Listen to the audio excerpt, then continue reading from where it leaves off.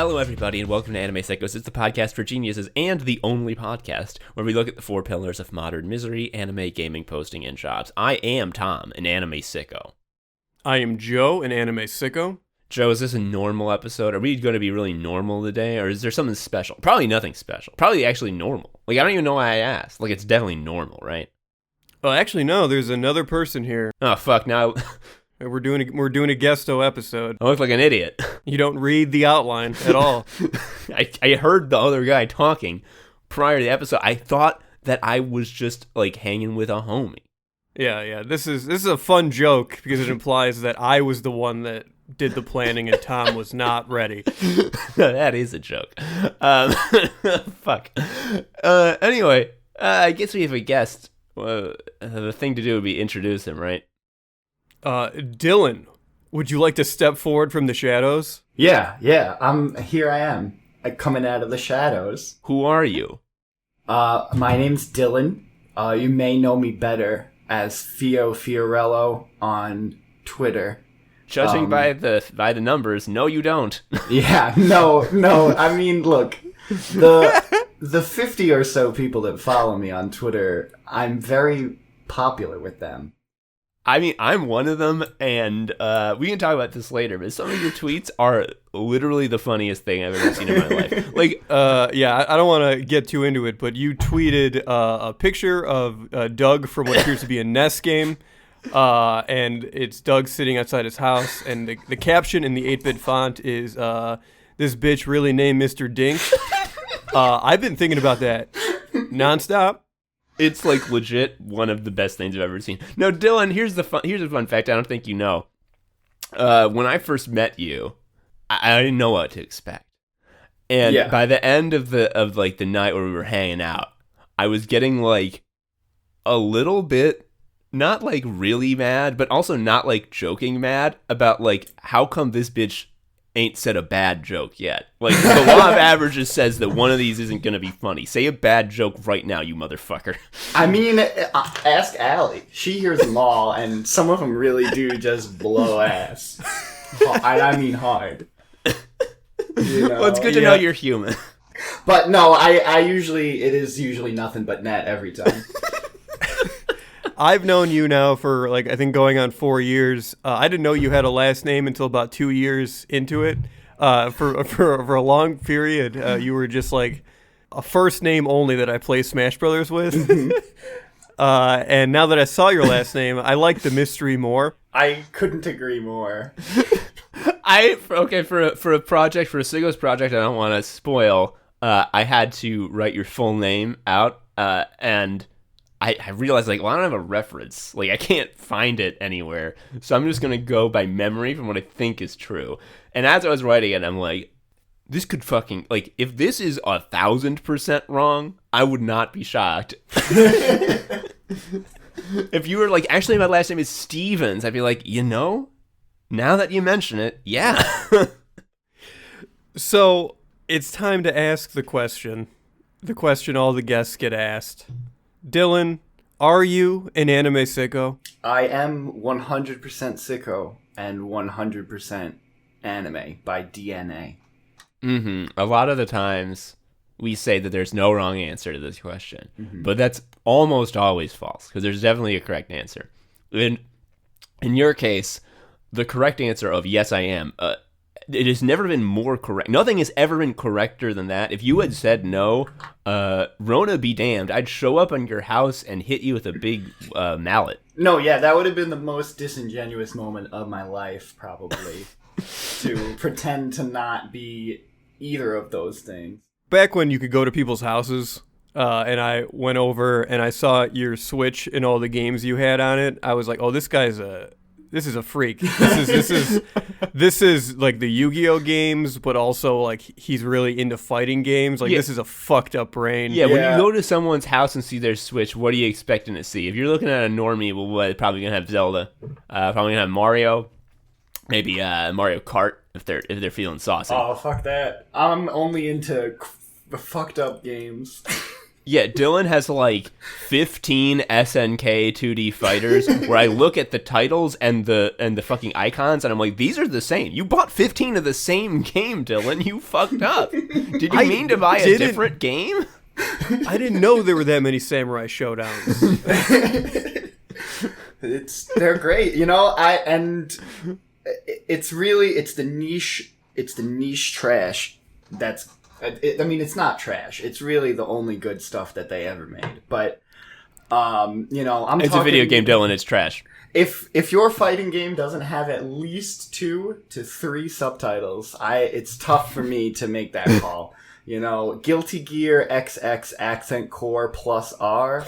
Now that's the good. Game we're talking. Isn't there one called like Melty Blood? Yeah, Melty Blood is very famous for, there's kind of an in-joke about Melty Blood that the fans are really dedicated, but it doesn't get a lot of support, and so there was a small Melty Blood bracket run at a larger tournament for like Street Fighter or something, and they ran their bracket in the men's room. Oh, no. Yeah. Oh, like... Isn't the whole point of the fighting game community to be like, look at all these people playing the game, and then you're like, get in there. And then there's Melty Blood, I guess. Imagine practicing and you get there and they're like, You gotta go in the turd room, dude. That's where you belong. No, Dylan, here's a quick question. Yeah. And I think these are fighting games, but you know, they might not be. There's games called Blaze Blue and games called Gran Blue. Yes. Why don't they finish spelling the word before blue? Because in both cases, they're just missing the last letter, and that's wrong. Personally, that's wrong. Why are they doing the TF2 spelling of blue? It's very disrespectful. I agree that's disrespectful. Personally, as someone who has played Blaze Blue, possibly Blaze Blue, I'm not really sure how it's meant to be. I have no idea why it is called that. Like, there's not like, it's not like Soul Calibur, like where the Soul Calibur is part of the plot. It's just like, we thought up some fucking letter. Totally, you know, Street Fighter, they fight on the street. It makes sense. Mortal Kombat, they're in mortal danger. They are in combat. Makes sense. You know. Melty Blood. What is Melty Blood? Can we Dude, go back to that then? I don't know about what the Melty Blood is. That is lava? Is it lava? So, okay, hold up. Let's visualize here. Let's set the scene. You're in Hawaii and you're going on some sort of nature outing to look at lava flows. Yes. And there's a volcanologist who's leading it and he's keeping you at a safe distance, but you're just like, oh, guys, this is a really exciting day because like this flow is really full and goopy. It's unusually large. Let's take a look. I'm gonna actually take a sample. And he gets out like his thing for like getting a glob of lava and putting it in a little bowl. And so you're seeing that and it looks badass. Now imagine that you get it in your head. Like, I'm gonna call this shit Melty Blood. I'm gonna do it. I'm gearing up. I've got the words loaded in the chamber. I just need to fire. What do you think the reaction is gonna be if you're like, look at all that Melty Blood? Do you think people are gonna be like, yeah, or? It depends, I think, a lot on how much anime titty you can sell along with it. And I think therein lies the key to really all Japanese naming convention. Is you can get away with a lot.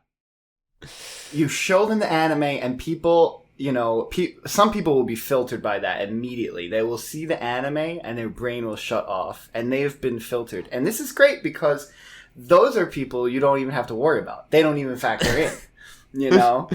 And then the true weebs will see something called Dimahoo or, you know, these meaningless things. I don't even know what that is, and I'm fucked. And that's a plus for them. If they don't know what it means, that means that also Tyler at school doesn't know what it means, and that guy can fuck right off. That's a good point.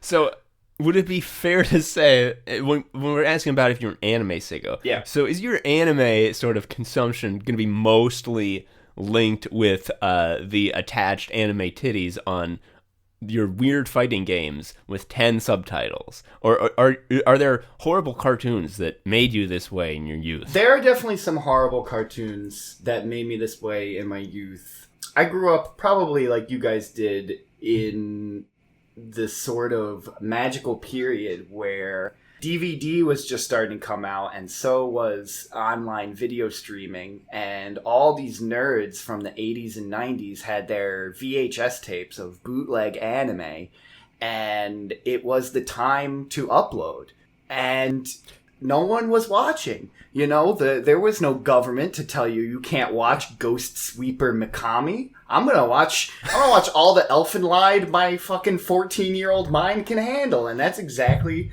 what I did. Was this the golden age of Kazaa? Yes, you know, Kazaa, Okay. LimeWire, but even like you could watch the sub Naruto on YouTube at this time, you know, and not even just in Spanish. I'm talking English. It was good shit. It was good. You had shit. Bonsai Buddy on your desktop being like, "Hey, more Elfenlied, bitch. What happens next?" And invisible hands. This is fucking sick. Yeah, that purple monkey got really into that. Got really into that creepy show.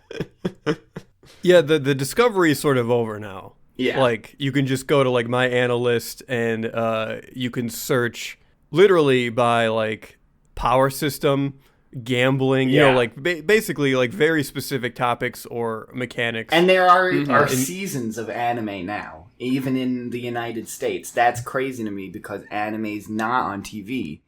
And even when it is, they don't...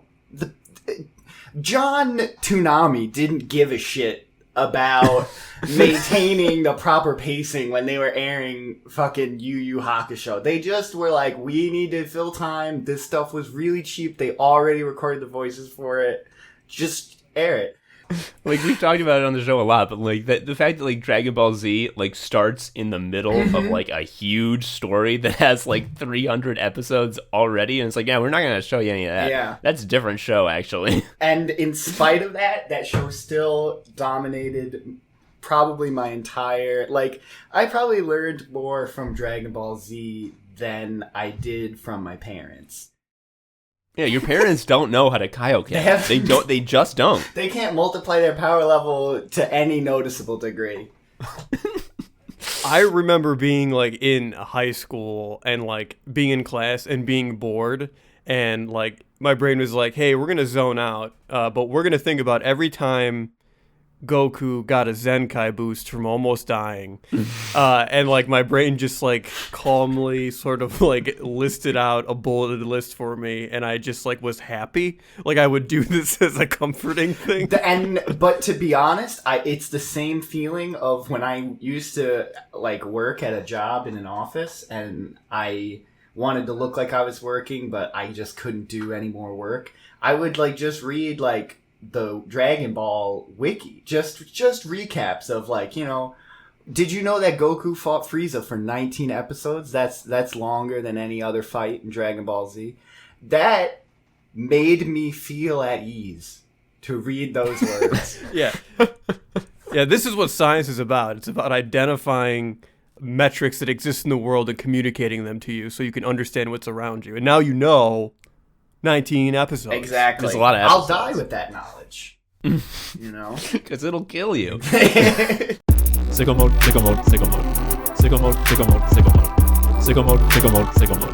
Sicko mode, sicko mode, sicko mode. So, Dylan, I've told myself that I'm going to get into fighting games for maybe like the past 6 years. That's just like it's always a thing I'm telling myself, like, yeah, you can probably get into fighting games.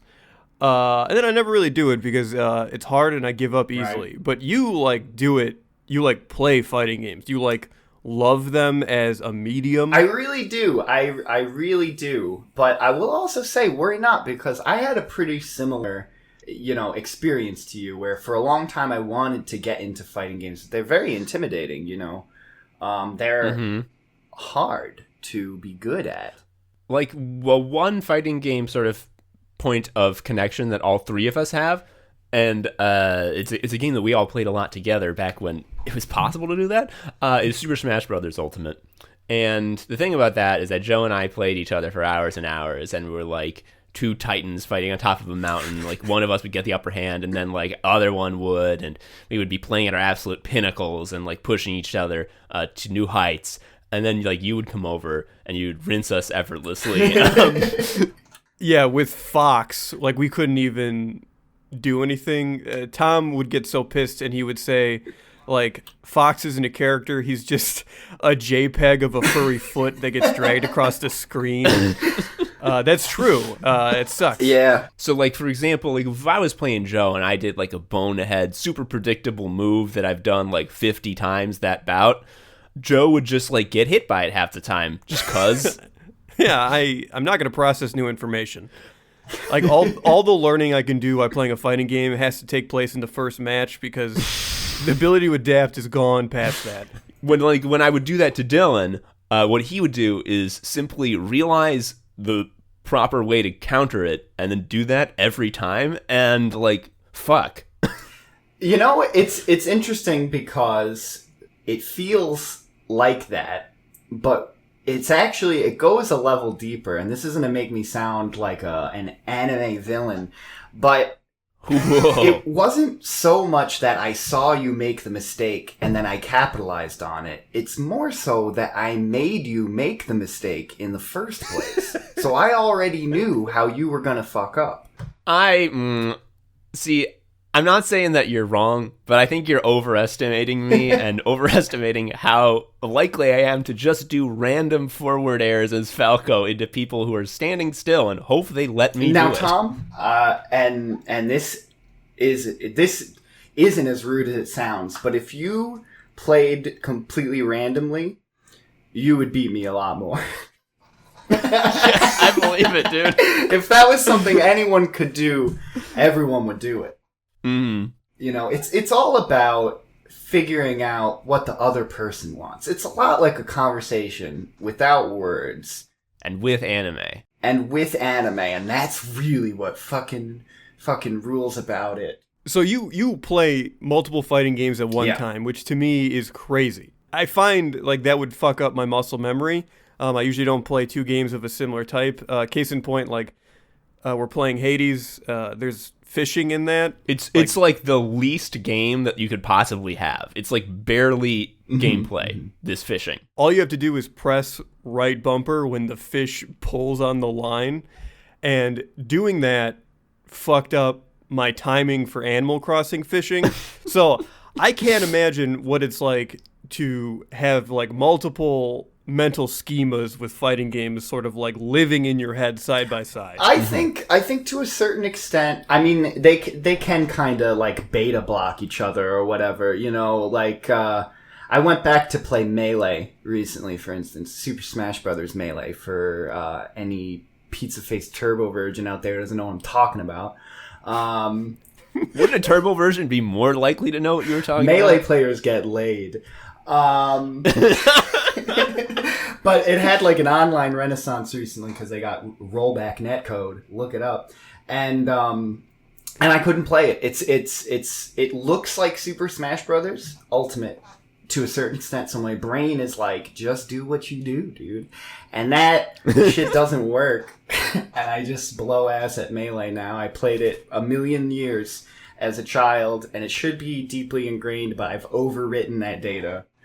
So it exists to a certain extent, but I think also playing other fighting games makes you better at the other fighting games that you play, because it gives you the opportunity to see the same habits in players in different games. And so you can kind of separate the noise out. Like, you don't have to look at the game anymore. You get a little closer to seeing, like, what does a player do in a fighting game. And I'm not good at like every fighting game I pick up, especially older games where the people who are still playing it are just like psychos. Like, I don't think I've ever won. My favorite fighting game probably of all time is Street Fighter 3 Third Strike.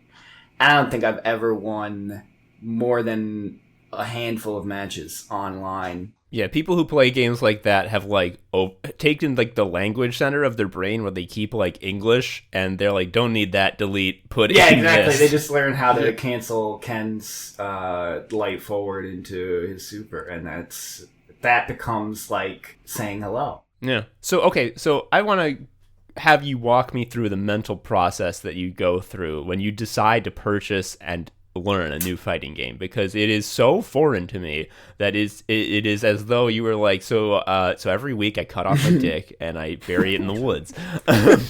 So Yeah. It keeps growing back too, which sucks. So like, to me, the idea of buying a new fighting game, and a fighting game, especially one that's not like Smash Brothers, where the inputs are super fucking easy to Right. execute, where you're going to have to learn a bunch of new characters with new movesets. You're going to have to pretty much learn every moveset, because you need to know every other character's moveset to understand what they can do to Right. you, so that you can be prepared to react to that. You have to understand the character that you're using's moveset and be able to execute all of their inputs with such sort of second nature reflex that you don't even think about like whatever fucking Z pattern you're making with the control stick. You just do it. You're just like, I need to do Dragon Punch, and you Right. do it. You don't even think about what you're doing with your thumb.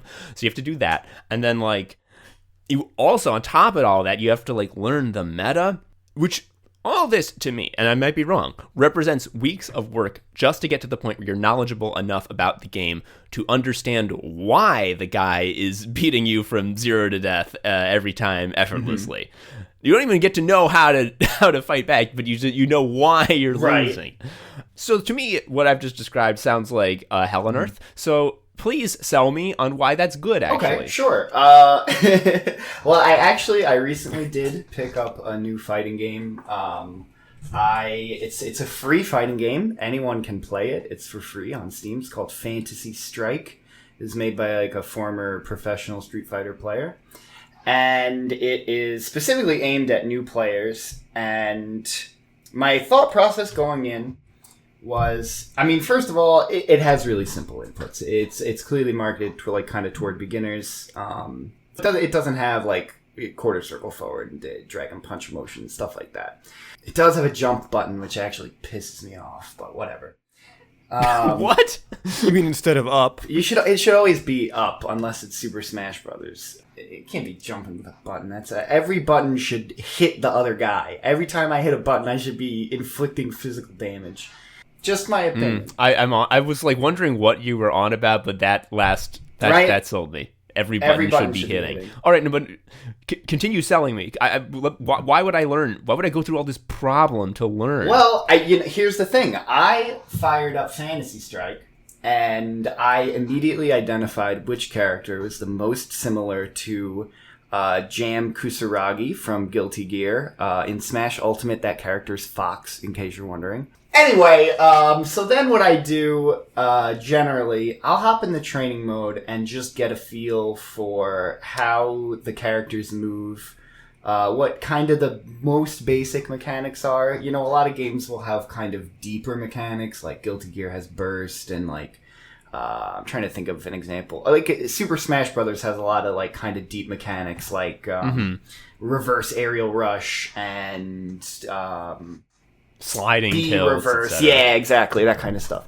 I'll usually ignore that right away, but I want to get the most like basic kind of stuff going. And then honestly, I would recommend playing single player outside of training mode, like playing arcade, like against the computer that fights back. I would recommend doing that as little as possible.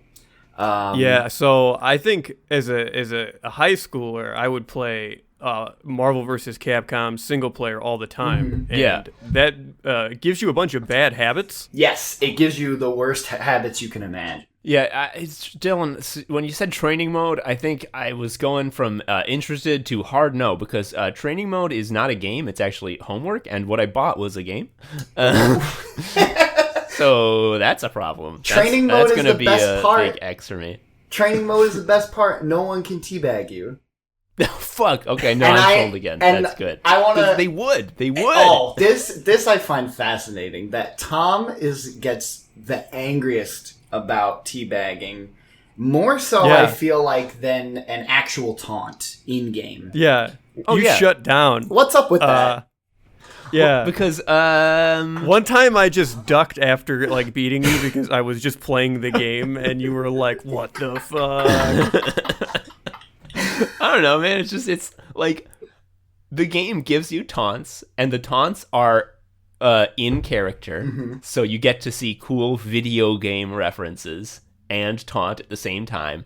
And then if you teabag, what you've done is say, those taunts that the developers at Sakurai cut his fingers off to put in the game, I disrespect them and I don't care for them. Instead, I'm going to invent a new, worse taunt, and it's this, and I'm doing it now. Gotcha. Okay, but what if like the teabagging thematically makes sense with the character? Like Diddy Kong would do that.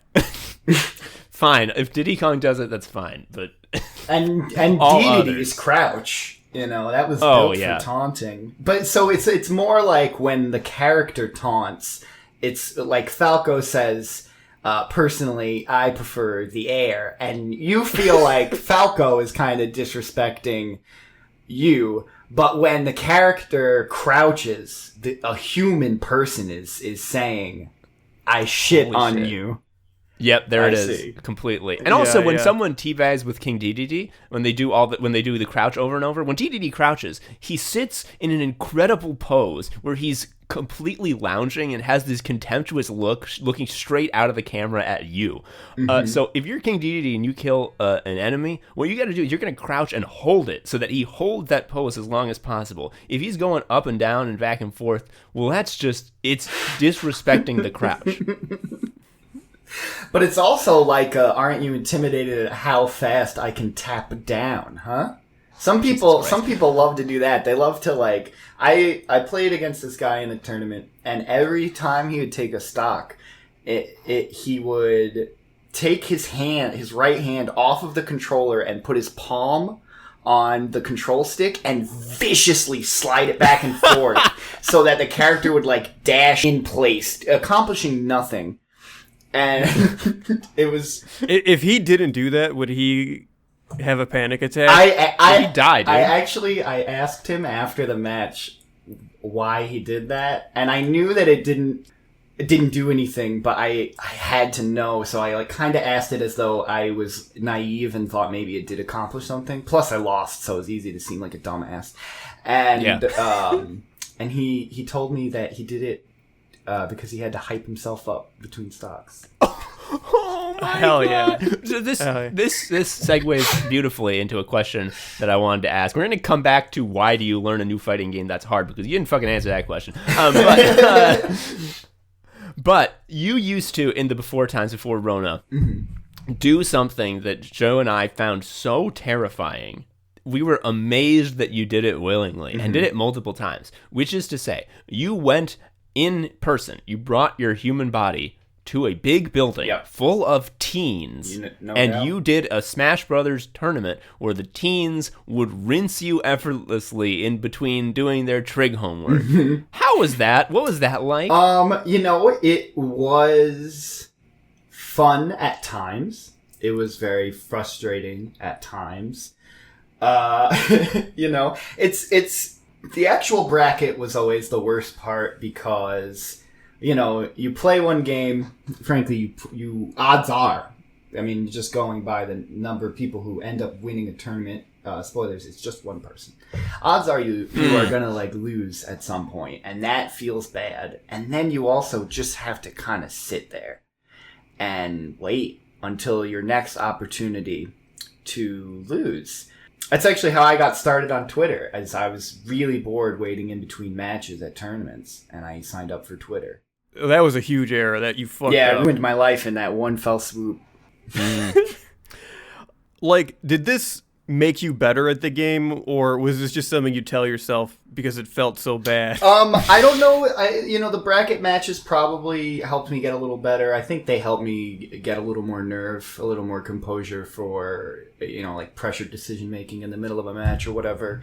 But the real benefit is that there's nowhere else where you can find someone who plays this game about 18 hours a day, and you can sit down with that 18-hour-a-day player and play with them for 6 hours straight, and you just let them talk about why you are losing.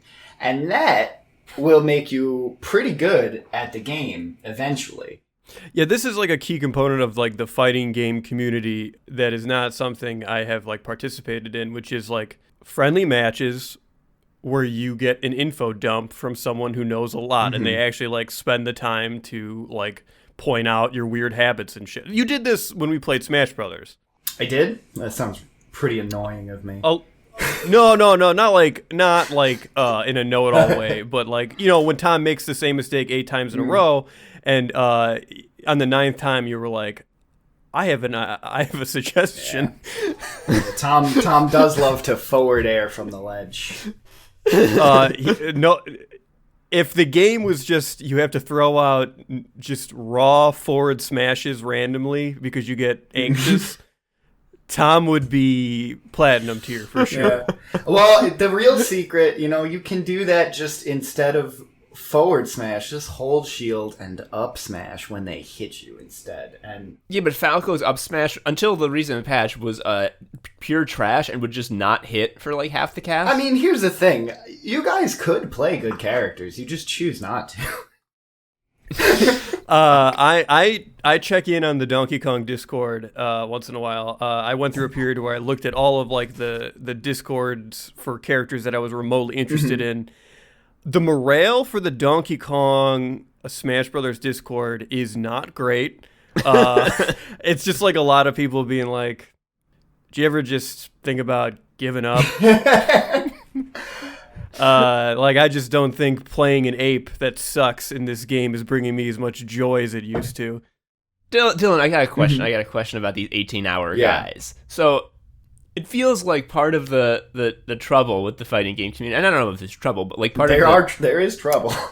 Yeah, there's trouble. Part of the sort of mental hurdle you got to get over is you're going to have to, at some point, if you're going to stick with this, talk to guys who spend 18 hours a day playing a fighting game, which means they spend 0 hours a day being a human being. So, like, they're very susceptible to if someone's like, hey, do you want some right-wing propaganda? They're like, well, I don't have any time to think critically about whether this is correct or not. So I'm just going to say that, yeah, I believe this, and that's who I am now. I won't ever reflect on it because I'm too busy with fighting games. Like, so am I being a doomsayer here? What are the teens like is the real question. What was everyone it like says the kids are going to save us, which I think puts a lot of unfair pressure on them for fixing something that is fundamentally everyone else's problem. Yeah, right? No, I agree. I don't think the kids... I mean, if they do save us, that'd be great, but I'm really I'm not expecting salvation at this point. I will say, you know, the teens are reasonably polite. You know, I try to limit my explicit non-gaming contact with teenagers as a grown person. But, you know, I never heard anybody drop a hard racial slur. Nobody who didn't have any business using it, and that's all I'll say about it. You know, and I think, you know, people who are ostensibly douchebags, I mean, you know, we're in Chicago, so there's not as many of those guys. And I think they just don't really have, frankly, the developed social skills required to put themselves out there in a meaningful way. I imagine a lot of those guys who are, you know, sitting there thinking about how their dad, Donald Trump, is gonna kill all the black people that are sleeping with their girlfriends to be. I think those guys are against the wall, really quiet a majority of the time, just kind of seething, and fuck the way God intended, really. And so basically what I'm saying is the system works. Yeah, it's like everything else now. You go and you're like, I wonder which one of these gamers is just a ice chewing psychopath. But I have met some really cool people actually through tournaments. In quarantine, actually, a little Discord channel got made that has some like Chicago area players. I'm like by far the worst player in the whole server, which is kind of a cool position to be in because I get excellent practice for my level. But they're all really nice guys. They're all over the age of 18. Okay, so don't worry about that if anybody, now you have to say this shit because of what has happened. What happened? And everybody's sleeping with the kids in the Smash community. You didn't Oh hear about all this? What the fuck? Oh, it's terrible. It's awful. Oh, we do not have the time to get into this shit. No, we don't, but just let it be known it's grim, and I just feel badly about pretty much everything. Okay. But the game's good. Dylan. So Yeah. this segment's going long. We got to wrap it up. Got it. I have one final question. I want you to give me like a tight answer to. Okay. You are on the Switch eShop. Yes. You see like 6 new SNK fighting games that Got got added. Mm-hmm. 1, how do you decide if you are going to buy one of them? 2, Got it. which one? Like, how do you pick which one? Okay, that's fair. First of all, the one thing that I think about before kind of anything else is how likely am I to actually be able to play a game against a fucking human if I buy this game? Okay, so let's say that there's 6 new like current releases. They're not old re-releases. It's 6 new fighting games with crazy subtitles. Well, I'll tell you what I'll avoid. This is how I narrow it down. I don't much care for games where you have to use more than one character. I love the idea of like Dragon Ball Fighter Z and Marvel vs. Capcom and stuff, but I don't know that I will ever learn how to use an assist. It's just not for me. So those games are out of there immediately. It also sucks managing 3 health bars. Yeah, it's ridiculous. And blue health and chip damage that can heal but can't heal if it was inflicted by a super. Man, fuck that. And also, we've talked about how sometimes these games mess up your timing for other games. It's like you're playing 3 games. Like your timing is getting messed up between the 3 different characters because they all have different moves. Yeah, and I personally am really against the idea of learning more characters than you need to. And so I like to play pretty much just the one that plays the most like Jam Kuragi from Guilty Gear XX Accent Core Plus R. And then I just I'm ride or die with that. And I don't even have wandering eyes. I see another character pull some wacky shit and it's like, oh, that's cool. 50-piece combo. But that's not for me, okay? I'm charging cards. Aw. I'm loyal when it comes to my fighting game waifus. Except that time I dropped Cloud for Fox. Basically, I want a game where I can do the craziest shit, and I want it to be somewhat familiar. So stuff that plays like a Capcom or an SNK game is right up my alley.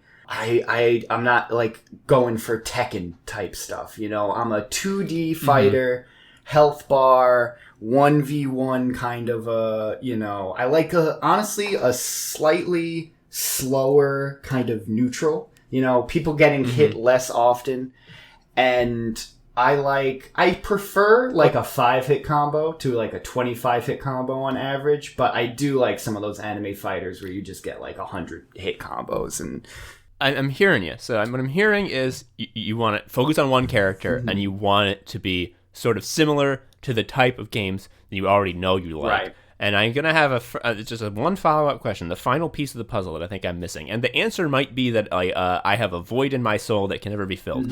So if that's the answer, then so be it. If that's what you're looking for, why don't you just why don't you play the games you already have?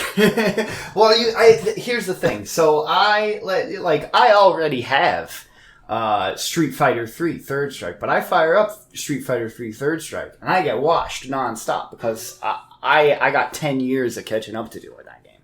Now I pick up a game like the new Samurai Showdown, and other people have been playing Samurai Showdown games for a long time, but I can queue up into a Street Fighter 3 match and lose 10 games in a row.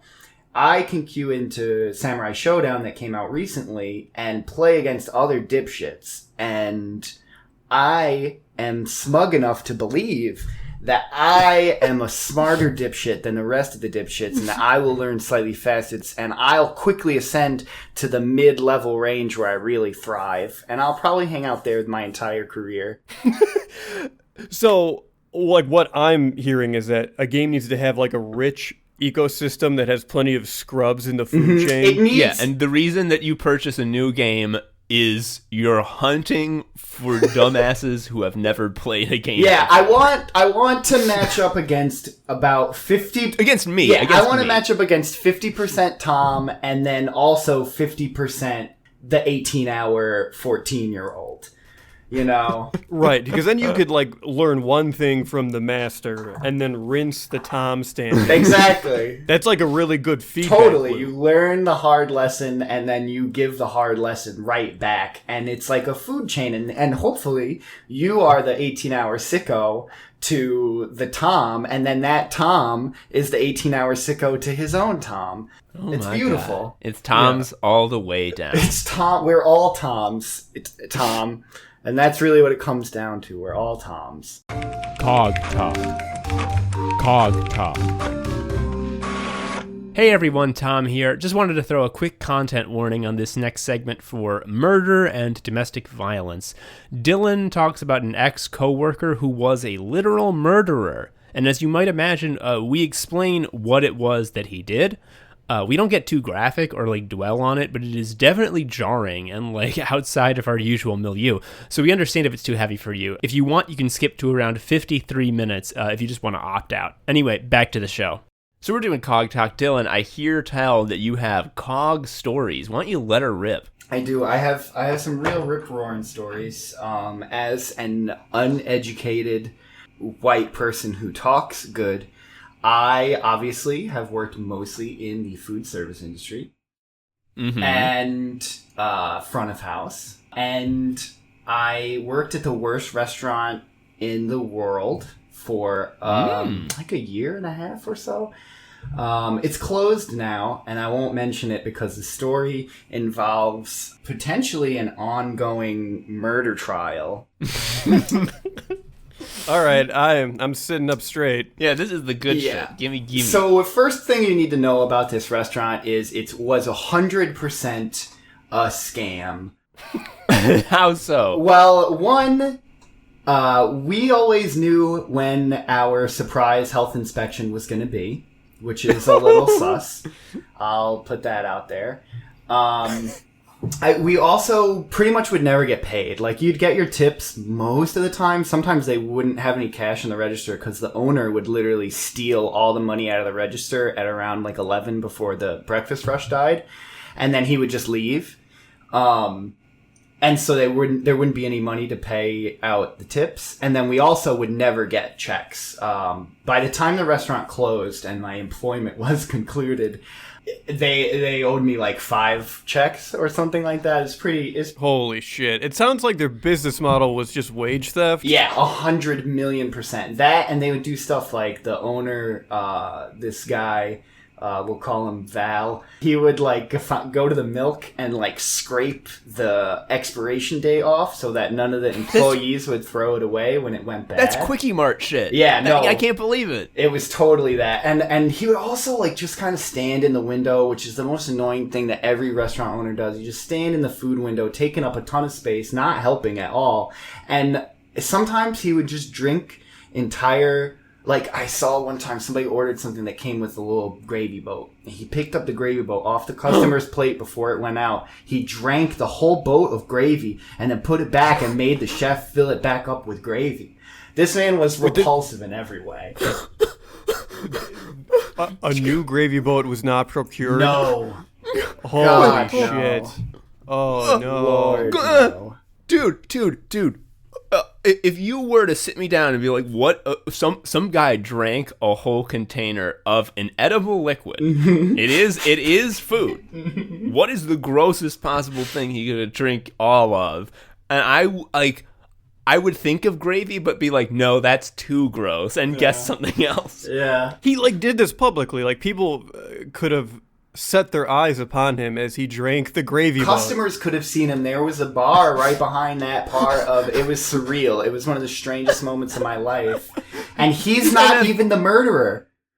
I was so sure he would be. No, he's not even the murderer. He did get arrested on a domestic abuse charge, but he didn't do a murder.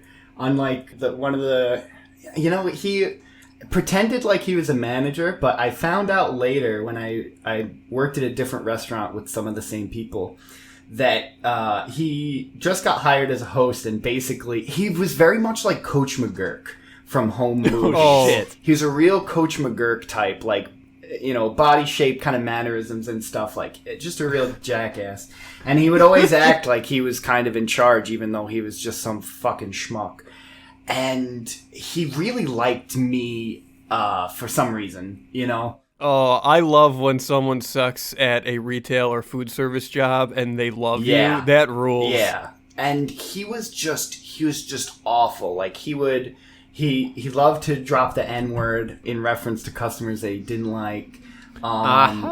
He would occasionally do. You ever seen like Super Troopers where they play the meow game and they try to sneak meow into? He would do that with the word bitch to customers. It was crazy. He was a wild guy, and he would always, like, as I was working there for a while, he'd always say like, "Oh, I got some shit going on, Dylan, but you will come to find that out about me as time goes on. I gotta keep it a little guarded, And I thought it was just like full of bullshit. And then one day, he told me about how he killed his girlfriend. What? Yeah, what? So he killed his girlfriend, and he had a kid with this woman. He killed her, and now his thing is it was an accident. He accidentally shot her in the head. What? I'm sorry. Yeah, What? he wanted me to make a documentary about his story and like essentially like prove his innocence. And the crazy thing about the case is like the gun was like touted for its safety, that it was really hard to accidentally discharge this gun. Like it was like a beginner's gun almost. Oh, it had the training wheels on it. Exactly. But, and it was bullshit, and the girl's family were trying to really screw him out of this, and, he used to be this big shot in Vegas, and he had it all, but this murder beat was ruining his life, oddly enough, and really cramping his style, and he was like, bro, because once this gets all cleared up, I'm going to be right back there. It's going to be you and me, bro. Oh my God. You're next. Wait, okay. So I sure hope that it's possible that this was just some bluster. No. Did this I looked happen? it up. There is a dead person. There is a dead person. There was an shit, arrest. There was an ongoing trial at the time. I haven't really been able to find a lot of information about it recently, but I mean, you can definitely read about it. It really did happen. And Who was just at work. Just telling you about this. Just telling me about this, yeah. So the killer thing to me is that if someone was to say, like, hey, there's a job out there somewhere where some other guy there is going to become your best friend unilaterally and tell you about a murder that he did and just, like, keep going on about it and, like, not regret it, to be clear. No, because his stance was he didn't really do it. Fuck. I mean, she died, but it was like magic. Yeah, exactly. If someone said there's a job like that, how much do you think it pays? I'd be like, well, in a just world, like $1 million to make up for that trauma. And it's insane that the real answer is like, oh, you don't, like, getting paid isn't a thing that happens here. Yeah, the answer is it doesn't pay at all. Yeah, the job is really for people who are into, like, they love the game, and the game is talking to a murderer. Yeah. Yeah, it was pretty crazy to, like, get, like, that guy's perspective on Buddhism, for instance. You know, like, these are the conversations that we would have. Like, did you just have to sit with this knowledge? Did you, like, tell, like, other coworkers, you're like, hey, you know how there's the other guy over there? He just copped to a murder? So Here's what's crazy. I was working. I got the job because of like a friend of a friend, and then that friend of a friend and I kind of became good friends. And he left before I did, and I told him like, dude, do you know that? Let's call him. Val? It wasn't Val. Val, the gravy drinker, wasn't even the murderer. The murderer was a different guy who I'll call Kyle. And I was like, yo, dude, Kyle told me that he killed his girlfriend. And he's like, that's crazy. Did you tell anyone else? And I was like, no. And he was like, tell this other guy, this old dude that works there. He was the guy who had like worked there the longest, and we'll call him Charles. And he was like, tell Charles about Kyle. And so I did. I went up to Charles and I was like, hey, Charles, did you know that... I almost said his real name. Did you know that Kyle killed his girlfriend? And he was like, yeah, totally, of course. That's why he got this job. It was like, he was like, yeah. So Kyle killed his girlfriend, and it was really hard for him to get a job, so he got a job here because he knew that Val wouldn't give a shit about his criminal record. Oh my! Okay, Holy shit. When you said it, that's why he has a job here. I thought it was like in the interview. Val was like, I don't know. I think we might have to pass. And he's like, did I mention I killed my girlfriend? It's like, welcome aboard. Yeah, like the idea was that Kyle was essentially getting paid under the table, and a little bit less than like minimum wage or whatever. When he got paid. When he got paid, which was seldom. Yeah, it's so fucked up. So how long did you work there after like having this information like put into you? Like how many months did you have to like wake up every day and be like, gonna go pay for rent by hanging out with the murderer that doesn't do anything? Jeez, honestly, probably like 5 or 6 months. Jesus Christ. And then the restaurant suddenly closed. Like I went to work and there were just like some of the other staff were standing outside of the building. Kind of, we were all like shrugging and we are like, I guess it's over. And it was. Was it all a dream? Yeah, it was surreal. It was truly surreal. Holy moly. I'd be having panic attacks because like anytime there's someone who is like that bad and I have to like be near them, I can't stop thinking about it. Oh, like, I yeah. would not be able to think about restaurant responsibilities at all. It made me so like- uncomfortable. But to be honest, and this is going to sound fucked up, but I would rather do a shift with Kyle, the murderer, than Val. That guy was an asshole. I mean, Kyle did crimes in the past, and they're heinous, but Val is doing crimes where you're the victim every day. 100%. I hated that dude. At least Kyle never stole money right out of my fucking hands. Jesus Christ. Like, if someone at my work told me, not that they were a murderer, but like, hey, just so you know, I own a gun, I would get like so nervous that I'd quit. Oh my god, it's like my drug dealer always shows me his guns. Doesn't he also, one time we were over back before Rona, and you're like, hold up, my dealer's here, I gotta go downstairs, and you were down there for like 2 hours. Yeah, he's like making me listen to like Dr. Demento and shit. It was... You listen to novelty insane. Comedy songs. It's insane. Wait, so like you just get in his car and he's like, check out this track, and he just hits play and like 2 hours goes by? Is that what happened? Pretty much, and all the while holding my weed hostage. He actually, I just picked up last night, and I have a pretty good crazy drug dealer story because. Give it, yeah, give it. This is like Cog Talk, because they're working people. Like Exactly, yeah. I was basically at someone's place of business. So I got into his car and he's like, bro, I got a new piece. And he shows me this. It's like in Fallout 4 how you can just add a ton of crazy shit to like a tiny pistol. It's like a pistol, but it had like a submachine gun like stock and barrel and like an extended God. magazine of 33 rounds, like a literal sniper rifle scope and like an extending what do they call it? Like the like stock, so that essentially it's like a pistol, but now it's also a semi-automatic sniper rifle. This, to me, smacks of nothing so much as the fucking first generation Game Boy with the fucking light and the magnifying glass and like the fucking wings that make it feel like a controller, and where it's just a bunch of useless shit making the Game Boy worse. That is an uncanny description of this unholy beast of a gun.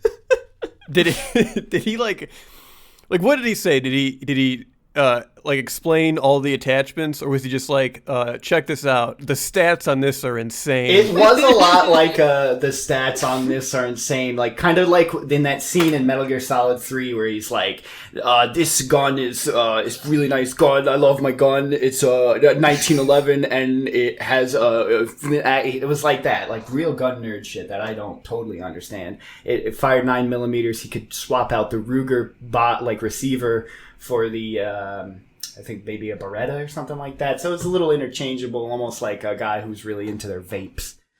I bet you wish he was a vape guy when he was, showing off the piece. I agree. Yeah, if he was like, hey, check out my new rig, and he just pulls out like a hideous chunky pen, and he's like, I vape with this, and that's the story. Totally, yeah. Because like the best thing to do when you're sitting in a car doing something illegal is for the guy doing the most illegal thing to pull out an incredibly dangerous weapon just like on a main street. It makes me it's good for my anxiety, actually. It's quite relaxing. And he's like, hey, don't worry, I put a bunch of attachments on it that make it extra noticeable to anyone glancing in. It's huge. It's like, it was crazy to look at. And then he shows me these pictures of this, him and this naked woman. And he's like, do you know Ryan? The guy that did some, deliveries with me, in the past. And I was like, maybe I kind of remember that guy. And he's like, yeah, this is his girlfriend. I've been fucking the hell out of her. Jesus Christ. There are people in life who are gifted to have these types of people like gravitate towards them, and I think you have this gift. I definitely do, of just like the scumbag's allure. I can't explain it, but it is crazy, and it's a curse, but also like I think about this shit and I crack the fuck up. It's so crazy. And like clearly his prices are good because Illinois is a legal state and has been for like since this year. So he's clearly a businessman. Yeah, he cuts me a nice deal. That's really the only reason I hang out with this guy. Trust me. Wouldn't have anything to do with him if it wasn't for that. I hope he never listens to this, or I'm out of 270 ounces. Yeah. You got a perk that makes it for like every second you look at a drug dealer's gun, the price just goes down. That's really how it is. Yeah, you're optimizing your build. You got to keep your eyes on that gun for as long as possible. 100%. Yeah. And one thing drug dealers love to talk about, you want to score some brownie points with your drug dealer, talk about how bad other drivers are, and they'll love you. Was he complaining about all the time. how hard it is to drive as he waves his... he sounds like he has the gun where Mo turns 4 guns into 1 gun. Totally. It's a lot like that. And he's not above instigating violence just kind of randomly. Like, he told me about how he was, like, driving down... And you know how Chicago has those fucked up, like, 3 to 5 way intersections? Yeah. He was at one of those and some guy pulled some shit, as he says, and I'm sure that whatever happened was like so normal. Yeah, so what he basically does is like hockey stops in front of the other guy's car to the point where if the other guy had kept going, he would have T-boned him. He gets out of his car and the guy goes to roll down his window and he just pepper sprays the shit out of the guy in his car, which is a total lame move, really, And it's like assault and like, what a baby. Totally. It's like the most like infantile attack you could do on another person. It's such a cheap shot. It's like kicking someone in the groin of their head. It's the Bobby Hill of weapons for sure. Yeah, it's whack. And then he just pulls the guy out of his truck, spits on him, and leaves him in the road and drives away.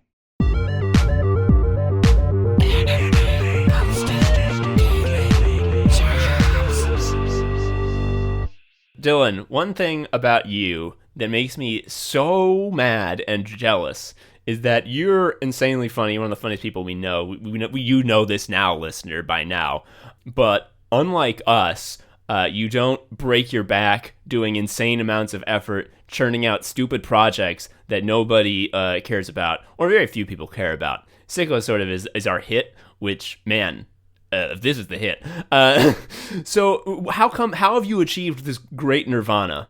One thing is that I'm very lazy. And the other thing is that I start a lot of projects and then I don't finish them. Mm-hmm. And it's because like they're all pretty stupid. But I become infatuated with them initially because like they're like I basically create Dylan traps, you know, like an idea that is so alluring that it consumes my mind for weeks, and then I suddenly realize that it's actually just the dumbest shit that you can imagine. Give me an example. I know what one you're gonna say because we planned in advance. So I started working on a new project. Hopefully I'll finish it. I'm not gonna get my hopes up, but I started making an ambient music concept album called Take Good Care of Farfetch'd. Holy and shit. Yes. It's the concept of the album is that it follows the life essentially of the Farfetch'd that you can trade a Spearow for in Pokemon Red and Blue. And, you know, like, what is his experience like as you travel through the game with the Farfetch'd? You know, because, like, think about how you're using the Farfetch'd. He sits in your party. He doesn't really battle because he's a little too weak, but he knows Fly and he knows Cut. So there are these few moments where he shines. He shines in a way that no other Pokemon does because other Pokemon are, like, fight dogs. And then this is, like, you bring him out to, like, help you. He was like a Bidoof before a Bidoof was a thing. He was like the HM freak. And it's, yeah, exactly. And it's like those moments too where you need a chump blocker because like you need to use a revive on your like Charizard. And Farfetch'd comes in just to die. Like, what does that feel like? I want to explore those concepts. So Dylan, you mentioned a sort of pattern where you come up with a Dylan trap and then later realize it's stupid. I want to give you an outsider's perspective, which is this isn't one of those. This is the best idea I've ever heard in my life, and I need to hear this and do it. Do it. Oh my god, okay. I do it. Yeah. Also, that Farfetch'd has a nickname, right? It's one of those games. Yeah. It's one of those Pokemon where the nickname is forced on you, and because it came from not you, you can never change it. It's Dux, D-U-X, yeah. Oh I remember a lot of the slow kids at school thought the Pokemon was named Dux, but I did not fall for such a ruse. That's one of my least favorite things about Pokemon Fire Red and Leaf Green, the remakes, is that they changed Dux's name, the canon name of Farfetch'd, to Chiding, which sucks ass. Chiding? Chiding. It Does sucks. that mean something? No, they just wanted to do a different name with an apostrophe in it. It's whack. Huh. Dux he'll always be Dux to me. All capital letters, D-U-X, and that's my boy. And what kind of idiot couldn't get a Spearow? They're right there. They're everywhere. They're all over the fucking place. Like, Red and Blue is a game where the path to the Elite Four is built on a bridge of Spearow corpses. 100%. 100%. I mean, I was probably trading Spearow for Farfetch'd before I could even read. So, if Jesus Christ, if you can't accomplish that, then there's no hope for you in the rough and tumble world of Pokemon. Yeah, so I want to capture both, kind of the in-game experience of this Farfetch'd, but also, kind of the psyche of a being that exists purely as data, as though it were alive. And so we follow it from its initial trade. It's sort of wrought into this world by being traded for a Spearow who is kind of destroyed from this world. You never see that Spearow again. He's effectively killed by the Pokemon Red cartridge. And so Dux is born. And first thing that happens is he's loaded with this new information, and that new information is called HM01 cut. And Buddy, cut he will as you enter Lieutenant Surge's gym, and Dux just sits. He just sits, oftentimes not even loaded in the memory of the game. You know, you're walking around on the map, you're in the battle, his name's not even there. You go to party, and suddenly Dux, for a brief moment, exists. And then is gone once more. In such an existence, what would taking good care of Farfetch'd even look like? Is it possible?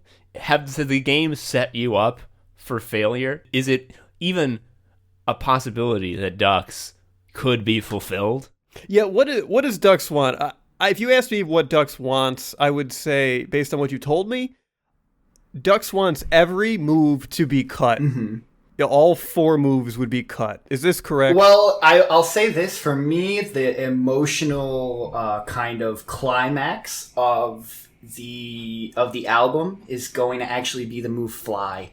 When at last Farfetch'd can do something no one else can. And it's not just the moving of a barrier. It's to travel anywhere, to see the data of the game, of the world he lives in, finally, and to be appreciated for his flying type. But I'll say this, I don't think you can truly take good care of Farfetch'd, as the philosopher Arthur Schopenhauer ruminated on, because there is more suffering in the world than pleasure, and the the pain of, say, an animal being devoured by another animal is so much greater than the pleasure of the devouring animal, that ultimately it is better not to exist at all. So in a certain way, it's an act of extreme cruelty to pull Farfetch'd from non-existence into the cartridge. So, Dylan, here's the thing. Mm-hmm. You have to, like, I've never been more excited for a piece of media than Take Good Care of Farfetch'd. And if I hear in a month that you were like, I stopped doing that, and instead I got Guilty Gear X Melted Blood Ice Cream Time, Yeah. I'm gonna fucking kill you. Yeah. I'm going to just hang out aside your apartment with a gun to motivate you to make this. Okay, I'll work hard on it from now on. And why it's so precious to me is that, like, me and Joe, we like making dumb projects, yeah? Mm-hmm. You can tell, listener, because this is one. And we're funny. I'll say it. I'm not going to be self-effacing here. It's true. But we have a very sort of limited skill set. There are things we can do, and then there are things that are just beyond us. Mm-hmm. And we two motherfuckers, two shits we cannot do is, 1, make music, and 2, make visual art. And you shared the album art of the fucking Farfetch'd project with us. We're going to put it on Twitter. It's fucking incredible. We could never make something this good. Like, to know that our homies have it in them to put this shit into the world is so precious to me. Because, as you say, there is much more suffering than pleasure in the world. And it's clearer now than ever before. So we need every fucking drop we can get. Yeah, also, earlier in the episode, you sort of pitched, like, the appeal of fighting games, and I bought it. But now I actually hate fighting games because they take you away from Take Good Care of Farfetch'd. So fighting games are a source of entropy. They must be eliminated. They're the anti-spiral. They destroy homiedom. Well, they take friendship away. You know, you can say that, but if I hadn't played thousands upon thousands of hours of Pokemon, Take Good Care of Farfetch'd would never have even gotten to the point that it is now. In a certain way, Dux's, swan song would be unsung even in imagination, had I not wasted more or less my entire life playing what is ostensibly a children's toy. It's a game where you have to remind yourself that water puts out fire. Fire makes tree burn. Mm-hmm. Yep. And that's the only 2 things you need to know. Yeah. I'm kind of like a person who, like a foreign person who learns English through, like, soap operas or something, and so they talk kind of funny because, like, their English is, like, soap opera based. Only I don't have, like, a native language, and my English is like very informed by reading like badly translated JRPGs, in particular Pokemon, which is why I talk like an asshole at all times. Yeah. Oh yeah. Anytime yeah. you see a locked door, you're like, can't escape. Yeah, like a lot of people have parts of their brain that has skills and stuff, but you just have like ROM hack information. 100%. Yeah, like if I'm ever stuck on a desert island and I'm like, fuck, I wish I had someone here that knew something about a gritty Pokemon ROM hack where a zombie virus has broken out and Snorlax's ribcage is showing and it's scary. Is that Pokemon? Because I have Is that Snakewood? yeah, you got it. You fucking yeah, that's Snakewood for sure. You did not disappoint. Never been horny. Never been horny. Don't tell the paper that I ever got horny. Dylan, thank you so much for going Guesto mode with us. This kicked ass. Thank you. I agree that it kicked quite a bit of ass. Was this in Chicago, the restaurant that had this happen? Yes. Is it possible that I went to it? It's possible. It was open for a very long time. I want to go to the Gravy Drinkers restaurant and see him drink the gravy. It's like it's going to the circus, basically. I don't even want to eat the food. I just want to see the thing. I know that his partner has another restaurant in town. Holy moly. It's possible that Val himself is still involved in the game, so to speak. He's drinking gravy in new places. Oh, Jesus. Okay, so where can people go, Dylan, if they think you're super funny and want to see some jokes and stuff and possibly far-fetched based ambient music if you ever get around to it? Where can they go? Well, until the domain expires, you can go to www.fiorello.com, FIOFIORELLO.com, and that will redirect you to my Twitter page. Holy shit. Oh my god. What a fucking big brain move. Yeah. That's good. Pretty smart. Oh my god. You know what's even better? Because I just tested that, and it's true, folks. Mm-hmm. You go to Dylan's Twitter page, and on your Twitter page, you can, in your bio, have a website. Like, put a website there. That's like your website or something. Would you believe it's fiorello.com? And when you click it, it refreshes the page. People aren't going to click on it, but they'll see you have a .com, and they're like, this guy fucking means business. Exactly. Yeah, and I guess other than that, on any given weeknight, there's like a 60% or so chance that I, at 10 p.m. Central Standard Time, will start streaming Sega 32X game on Twitch. I'm trying to beat every single Sega 32X game ever released. Holy shit. That's a fun goal. I really respect that too. I just beat the first one, and it was a game called Tempo, and it blew total ass. It sucked really bad. I hated it. Is your Twitch ID the same as your Twitter? Yes, it's twitch.tv/FioFiorello. Hell yeah, maybe I'll tune in. That sounds stupid and fun, which are the two things I like the most. Anyway, folks, that's all the time we got for Anime Sickos. I mean, not really. Like, we could keep going, but we're not going to because it'd be too long. Who would listen to a long podcast? Yuck. Got to keep it reasonable. Anyway, Dylan, again, thank you for going guest demo with us. And signing off, I'm Tom, an Anime Sicko. I am Joe, an Anime Sicko. And I was Dylan, an Anime Sicko. This MF didn't need to be prompted. Every other time a guesto says, I'm my name, an Anime Sicko, prior to that, there's a part we cut out where we're like, now you do it. And they're like, oh, I do it? I'm like, yeah, you do it. But say your name. Like, oh, my name. Okay. Dylan just got it in one. Anyway, thanks for listening, everybody. Goodbye. See ya. Bye. Thank you for listening to Anime Sickos. I've been Tom, a sicko. You can follow me on Twitter at TomHarrison19. Joe is also a sicko. You can follow him on Twitter at Sharia Uncle. You can follow Anime Sickos on Twitter at Anime Sickos, or email us at animesickos@gmail.com. Please leave us a review or something. I don't know. Tell a friend. Anyway, until next time, bye.